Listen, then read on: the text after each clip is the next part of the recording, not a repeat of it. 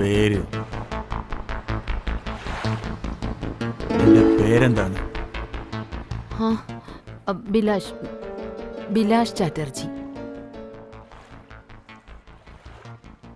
വയസ്സ്? 38. ഹസ്ബൻഡ്? റിജു. നിനക്ക് ടൈറ്റിൽ അറിയുമോ?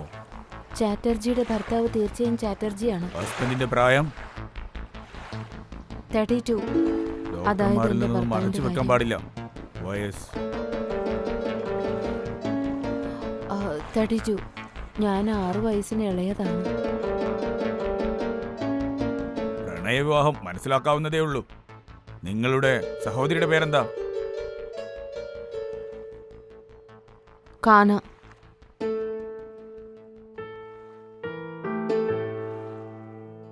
കാന അവളെന്താ ചെയ്യുന്നേ? അവള് പഠിക്കുകയാണ്. ഓ, അപ്പോൾ അവൾ എവിടെയാണ് താമസിക്കുന്നത്? അവളിപ്പം ഞങ്ങളുടെ ഒപ്പമാണ് ഉള്ളത്.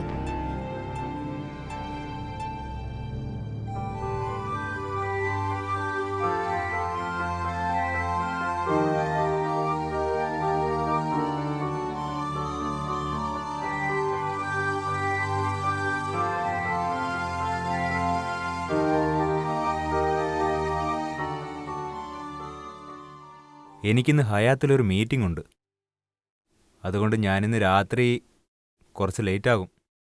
എന്നാ പിന്നെ ഞാൻ പോട്ടെ. ബൈ. ബൈ. നീ ഇങ്ങോട്ട് നോക്കി.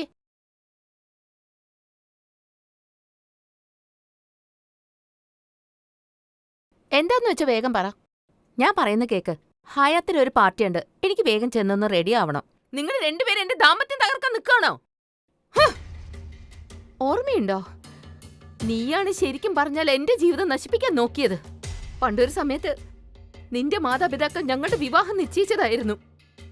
പക്ഷെ നീ എന്താ ചെയ്തത്? ഇപ്പൊ ഓർമ്മയില്ലേ അതൊക്കെ? നീ എന്തൊക്കെ കള്ളക്കളി കളിച്ചതാണ് എന്റെ വിവാഹം മുടക്കിയതെന്ന് ഓർമ്മയുണ്ടോ? അതുകൊണ്ട് ഞങ്ങൾ രണ്ടുപേരും എന്തുമാത്രം അപമാനം സഹിക്കേണ്ടി വന്നതെന്ന് അറിയോ നിനക്ക്? ശരിക്കും പറയാൻ പോയിട്ടുണ്ടെങ്കിൽ എന്റെ അമ്മ അന്ന് രാത്രി ആത്മഹത്യ ചെയ്തു. എന്റെ അച്ഛന് ഭ്രാന്തായി. നിങ്ങളുടെ മകൻ വന്ന ശേഷം അവൻ എന്നെ വിവാഹം കഴിക്കാൻ ആഗ്രഹിച്ചു. ഞാൻ അവനെ വിവാഹം കഴിച്ചില്ല. ഞാനെന്തിനു ചെയ്യണം? എന്റെ ജീവിതകാലം മുഴുവനും നിങ്ങൾ പറഞ്ഞത് കേട്ട് മാത്രമാണ് ഞാൻ ജീവിക്കേണ്ടി വന്നത്. എന്നാൽ നിങ്ങളുടെ മകൻ വന്നതിന് ശേഷം പിന്നീട് നിങ്ങൾക്ക് എന്നോടുള്ള സമീപനം വല്ലാത്ത അകൽച്ചയിലുള്ള വ്യത്യാസമായിരുന്നു. അതുകൊണ്ടാണ് ഞാൻ അവനെ കല്യാണം കഴിച്ചത്. ഓ, പകരം വീട്ടുകയാണല്ലേ? എന്റെ കുടുംബം നാശാക്കാനാ നീ ശ്രമിക്കുന്നേ. ഞാനേ ഒരുപാടൊക്കെ ആലോചിച്ചു. അവസാനം ഈ വഴിയെ കിട്ടിയത്. എന്റെ കുടുംബജീവിതം നീ തകർക്കരുത് കാന, പ്ലീസ്. ഞാൻ എന്തിനാ ഇതൊക്കെ അനുസരിക്കണം? വിട്ടിത്തം പറയാതെ എന്റെ സഹോദരി. എന്നോട് ക്ഷമിക്ക്. നീ എന്നോട് ക്ഷമിക്കും മോളെ. ക്ഷമിക്കണോ?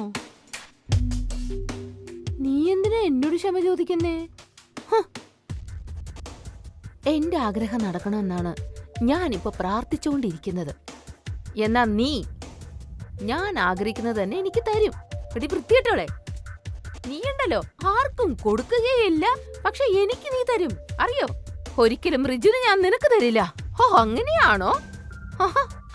അല്ല, എപ്പോഴെങ്കിലും നീ ചെന്ന് കണ്ണാടി നോക്കിയിട്ടുണ്ടോടി? നീ ഇപ്പൊ ശരിക്കും കിളവിയായി കഴിഞ്ഞോടി സിസ്. മുഖമൊക്കെ ചുളുങ്ങി. നിന്റെ വിചാരം എന്തോന്നാ? സുന്ദരിയും എനിക്കുമായ റിജു തന്നില്ലെങ്കിൽ നിന്നെ പോലുള്ള കിളവിക്ക് തരുമെന്നാണോ നിന്റെ വിചാരം? അല്ല എന്റെ മൈ ഡിയർ സിസ്റ്റർ, അതെനിക്കുള്ളതാണ്. നിനക്കൊരു കാര്യം അറിയോ? ഞാൻ എന്തെങ്കിലുമൊക്കെ അഭിനയിച്ച് കാട്ടിക്കൂട്ടി അവനെ എന്റെ